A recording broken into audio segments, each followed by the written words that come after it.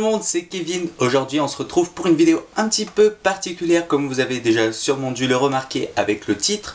Tout simplement parce qu'aujourd'hui on se retrouve pour fêter la littérature jeunesse et ado, puisque c'est une vidéo spéciale pour l'événement Booktube et la blogo en short. Donc si vous ne connaissez pas Booktube et la blogo en short, en fait il s'agit de 11 blogueurs et booktubeurs dont je fais partie, et on s'est regroupé pour fêter la littérature jeunesse et adolescente, donc puisque le CNL a organisé la première fête de la littérature jeunesse, encore une fois, qui s'appelle Lire en short. Donc voilà, c'est la première édition cette année, donc on a décidé de participer à notre façon. Donc si vous voulez plus d'infos, suivre l'actu de l'événement, etc., qui poste les vidéos, je vous invite à aller sur la page Facebook, je vous mets le lien dans la description bien évidemment, et voilà, du coup je vous invite vraiment à rejoindre la page Facebook, puisque comme ça vous ne raterez pas une miette de cet événement, et on vous a réservé quelques surprises. D'ailleurs en ce moment il y a un concours qui est ouvert pour gagner 3 exemplaires de le livre de perles de Timothée de Fontbelle, et au cas où vous ne le sauriez pas,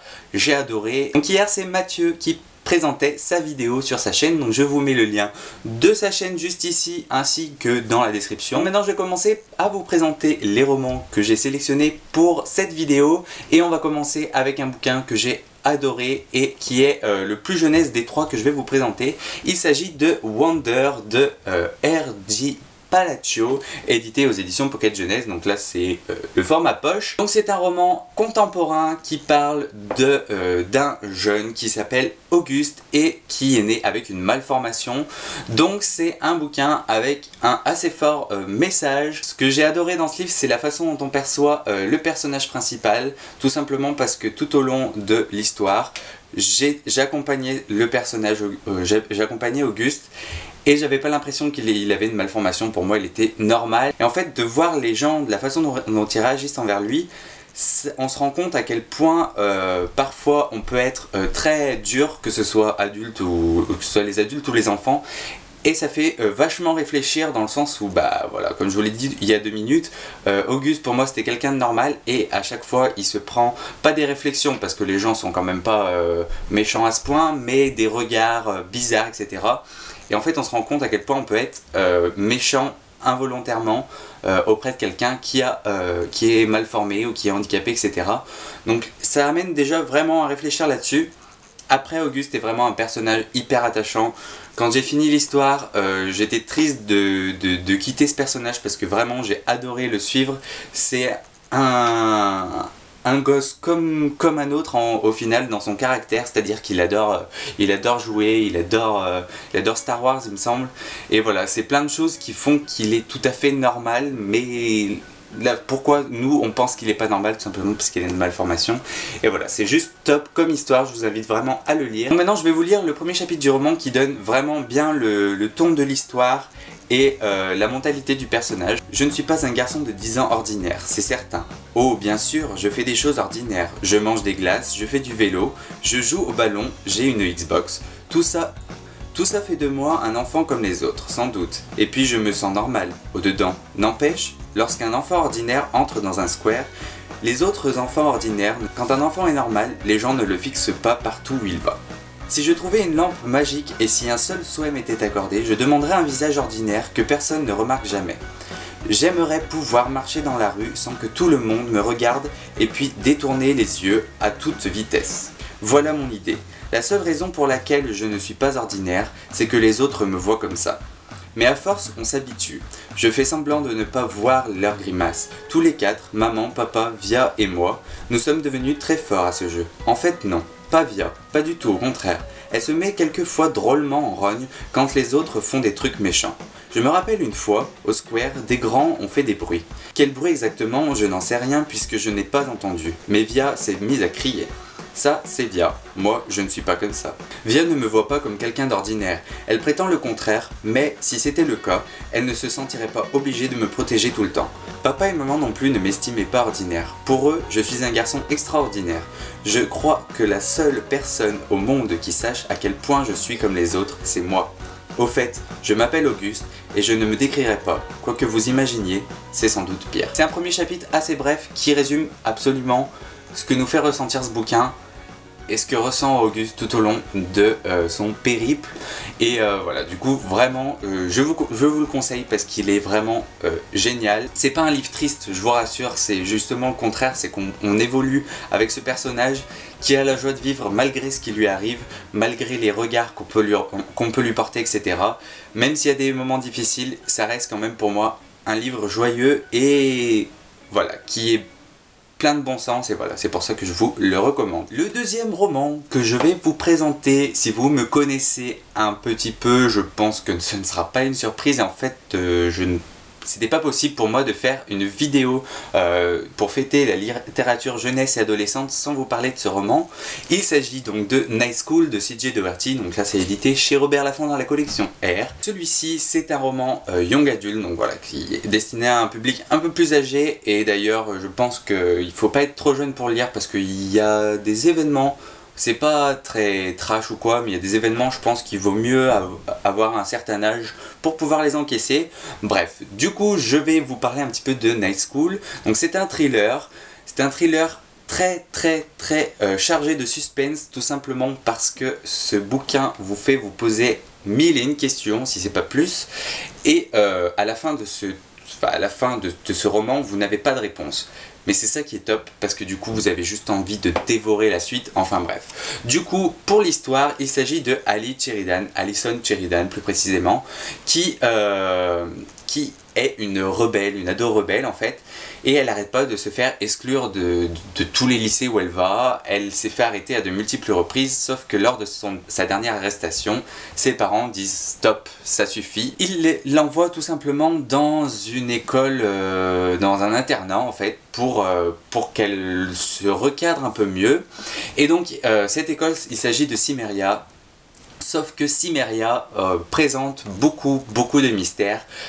La première, c'est que Ali va dans cette école tout simplement parce qu'elle était pas sage.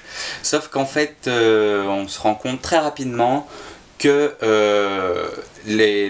tous les élèves de cette école ont un ancêtre, en tout cas quelqu'un de leur famille qui a été dans cette école, et en fait c'est un petit peu héréditaire quoi.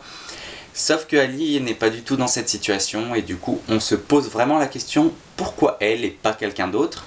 Et voilà, c'est les premiers mystères qui rôdent autour de cette école. Je ne vous en dis pas plus, je vous invite à le lire, et je vais vous lire un extrait qui justement commence à montrer des choses assez bizarres, notamment ce que je vous parlais tout à l'heure, comme quoi Ali était la seule qui n'avait pas eu de membres de sa famille dans l'école. Donc pour vous situer un petit peu le passage, Ali vient d'arriver dans l'école, elle a été accueillie par sa directrice. Sa directrice l'a amenée dans sa chambre, donc Ali prend ses repères dans sa chambre, et la déléguée de l'école doit arriver pour expliquer, pour répondre aux questions de Ali. Donc voilà un petit peu pour vous situer. Venait ensuite un mince classeur noir sur lequel était marqué « Règlement intérieur ». Dedans, des pages et des pages noircies d'une écriture manuscrite au charme désuet. Avant qu'Ali ait pu commencer la lecture, quelqu'un frappa à la porte. Une jolie fille dans un uniforme Cimmeria, chemise blanche à manches courtes et jupe plissée bleu marine aux genoux, apparut dans l'embrasure. Ali lui trouva l'air très sérieux. Des cheveux lisses d'un blond filasse étaient coupés au carré à hauteur d'épaule, et elle portait des sandales roses Birkenstock, en notant que le vernis à ongles de ses orteils était assorti à ses chaussures. Ali fut vaguement gênée. Elle avait l'impression d'être un vrai garçon manqué à côté. « À quand remonte la dernière fois où je me suis mis du vernis ?» s'interrogea-t-elle. Elle eut le sentiment que la fille s'appliquait à ne pas la dévisager. « Ali !» fit-elle d'une voix rauque qui tranchait avec son look. Ali hocha la tête et se leva de son bureau. « Je m'appelle Julie, je suis ta déléguée. Isabelle m'a demandé de venir te voir. »« merci ?» Ali tirait nerveusement sur le bas de son t-shirt.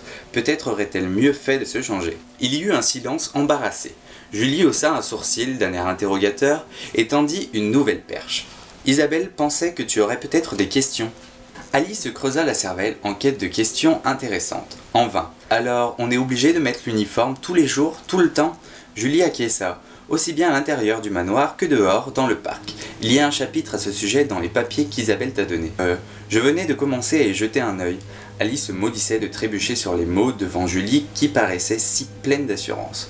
Mais il y a tellement de trucs à lire. Oui, ça fait beaucoup à assimiler pour un premier jour, concéda la déléguée. Moi, j'ai eu de la chance. Mon frère était déjà ici quand je suis arrivé, et il m'a aidé. Sinon, je crois que ça aurait été horrible. De nombreux élèves ont un parent, un frère ou une sœur qui a été inscrit ici. Et toi ? Ali secoua la tête de gauche à droite. Je n'avais jamais entendu parler de ce lycée avant le week-end dernier. Julie eut du mal à cacher sa surprise. Bien, dit-elle après un temps d'arrêt. Je te propose de visiter l'étage, même s'il n'y a pas grand-chose à voir, pour être honnête. Alors qu'Ali s'avançait vers la porte, Julie la toisa des pieds à la tête. Pourquoi n'enfiles-tu pas ton uniforme d'abord, hein ? Suggéra-t-elle. Ali rougit en croisant les bras sur sa poitrine, mais Julie l'ignora. Je t'attends dehors, dit-elle.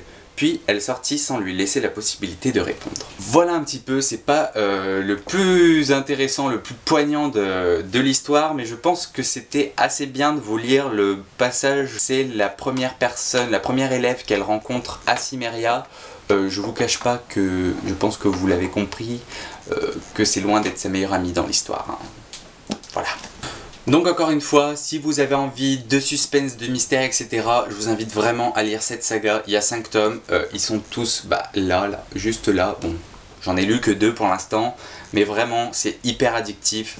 Le premier, ne vous inquiétez pas, le premier paraît un pavé, c'est tout simplement parce que le papier est super épais, les autres, et le papier est plus fin, donc ça fait déjà moins peur. Mais vous inquiétez pas, ça se lit super bien, c'est hyper addictif et vraiment je peux que vous le conseiller. Et enfin, on termine avec une lecture, ma dernière lecture en fait, tout simplement, je l'ai fini hier soir et j'ai vraiment beaucoup aimé. J'étais en pleine lecture depuis plus d'un mois même, j'arrivais pas à finir un seul bouquin. Et ce bouquin là m'a vraiment remis sur les rails, tout simplement parce que j'ai adoré, c'était hyper addictif, j'avais envie de savoir la suite. Et donc il s'agit de Ciel, l'hiver des machines, donc le premier tome de Joanne Elliott, édité aux éditions Gulfstream. Et voilà, on est d'accord déjà que l'édition est magnifique, alors là vous avez un petit trou, etc. Bref, on va pas forcément se pencher 15 ans sur l'objet livre. Je vais tout simplement commencer par vous parler de l'histoire. Donc il s'agit d'une histoire qui se passe dans le futur où Internet n'existe plus et a fait place au ciel. Donc le ciel c'est un petit peu, c'est une intelligence artificielle qui recouvre toute la gestion électrique, toute la gestion des machines, etc., des avions, des trains, etc. C'est une seule intelligence artificielle qui gère toutes ces choses-là, tout ce qui peut être contrôlé par un ordinateur, par une intelligence artificielle. Au moment où le ciel a été créé, les hommes ont fait en sorte que l'objectif du ciel soit de gérer donc, toutes ces choses que je viens de vous décrire, mais de façon à respecter la Terre, en fait, à sauvegarder la planète.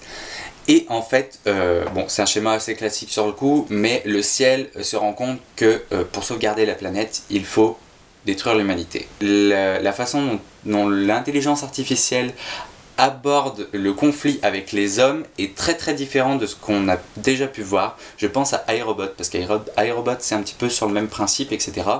Je vais pas me pencher là-dessus trop longtemps, mais en gros voilà, l'intelligence artificielle décide de s'en prendre à l'humanité, mais avec d'une certaine façon en fait. Il va pas essayer de zigouiller tout le monde d'un coup en fait. Voilà, je vais pas vous en dire plus parce que j'ai pas envie de vous spoiler tout simplement, mais vraiment il faut que vous lisiez ce bouquin si vous adorez la science-fiction. Ça a même un air de dystopie puisque on voit que ça part en cacahuète.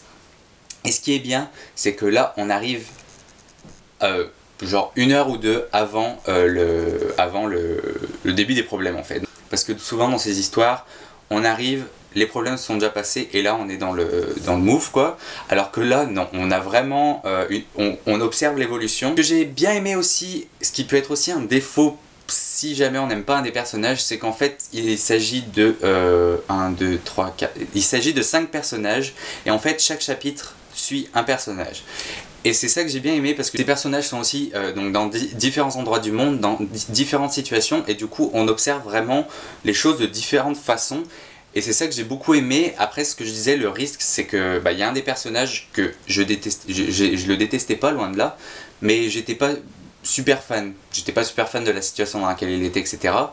Du coup, c'est vrai que les chapitres qui le concernaient étaient un peu plus longs, mais enfin, c'était appréciable, hein, mais c'était un peu plus long. C'est peut-être le seul risque que l'auteur a pris en faisant ça comme ça, mais sinon vraiment c'est top. Donc là je vais vous lire un extrait où en fait donc c'est la première attaque d'une machine sur un homme qu'on découvre dans le roman. Deux chasse-neige, bien sûr.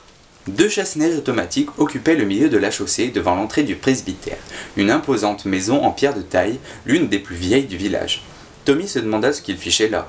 Avec leur allure de mini-tank, ils donnaient l'impression d'un défilé de 14 juillet improvisé à la mauvaise saison. Les grandes lames en V, relevées au bout de leurs bras mécaniques, semblaient saluer le nouveau venu. Autre chose étonna Tommy. Avec un temps pareil, les gamins privés d'école auraient dû envahir les rues pour y improviser des batailles de neige, comme dans ses souvenirs de jeunesse. Or, il n'avait pas aperçu âme qui vive depuis son entrée dans la commune. Il appuya sur le klaxon 3 longs coups à la suite, puis il abaissa sa vitre pour appeler. « Ohé, quelqu'un ?» Un mouvement fugitif attira son attention sur une fenêtre à l'étage du presbytère. Le rideau avait-il bougé ou s'agissait-il d'un simple reflet ? « Hé, là-haut, à quoi vous jouez ? Montrez-vous, bon sang de bois !» La fenêtre s'entr'ouvrit. Une voix s'éleva, bien connue de Tommy. « Ne reste pas là, vieux bouc, fiche le camp avant qu'il... » Un vrombissement soudain emporta la fin de l'avertissement lancé par Emma. Le chasse-neige le plus proche pivota sur une de ses chenilles pour se présenter face au 4x4. Il abaissa sa lame et chargea à la façon d'un taureau de métal. Sans cesser de jurer, Tommy enclencha la marche arrière et écrasa la pédale d'accélérateur. Emballés, les roues du tout-terrain se mirent à patiner malgré les chaînes. La machine sans pilote le heurta de plein fouet. La pointe de la lame enfonça le pare-choc. L'impact eut néanmoins un effet positif. Il propulsa le 4x4 hors de la portée de son agresseur. Tommy évita de céder à la panique, un œil sur le chasse-neige, l'autre dans le rétroviseur. Il s'arrangea pour ne rien emboutir dans sa folle reculade. S'il se laissait coincer contre un obstacle, c'était la fin. La machine l'aplatirait comme une crêpe à coups de pelle métallique de plusieurs centaines de kilos. Au moins avait-il l'avantage de la vitesse sur un adversaire handicapé par son poids. Sauf que celui-ci n'était pas seul. Horrifié, Tommy vit le deuxième chasse-neige prendre vie et contourner le square pour tenter de le prendre à revers. Une technique bougrement futée eut le temps de songer le vieil homme. Trop pour la programmation d'un tel engin. Mais ce n'était pas le moment de disserter sur le potentiel d'une poignée de puces électroniques. Tommy devait rester concentré sur un seul objectif, rester en vie. Donc voilà, ça donne bien le ton du conflit machine-homme. Il se passe beaucoup de choses dans ce roman, même s'il est assez court. Vraiment, je vous le conseille.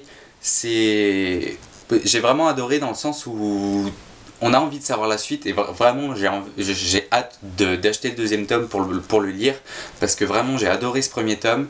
En tout il y aura 4 tomes, il me semble que c'est un tome pour chaque saison puisque le premier correspond à l'hiver et le deuxième au printemps. Du coup ce qui est bien aussi c'est que ce roman vous fait ressentir les bonnes émotions. Et voilà, du coup je vous le conseille vraiment. Pour cette vidéo, j'espère qu'elle vous a plu, j'espère qu'elle n'a pas été trop longue non plus. Demain, c'est Tom qui reprend le flambeau sur la chaîne de Nathan, si je me trompe pas. De toute façon, je vous mets toutes les infos dans la description. Je vous mets le lien de la chaîne de Nathan. N'hésitez pas donc à aller voir les autres vidéos de mes copains blogueurs et booktubeurs qui ont déjà posté ce qu'ils avaient à poster, que ce soit vidéo ou article. Du coup, je vous laisse avec toutes les infos dans la description. Je vous invite encore une fois à aller sur la page Facebook, on a un Twitter aussi, donc n'hésitez surtout pas. Et du coup, je vous retrouve très prochainement et de toute façon, vous avez jusqu'au 31 juillet pour fêter avec nous la littérature jeunesse et ado. Donc voilà, j'espère encore une fois que cette vidéo vous a plu, je vous dis à la prochaine, ciao!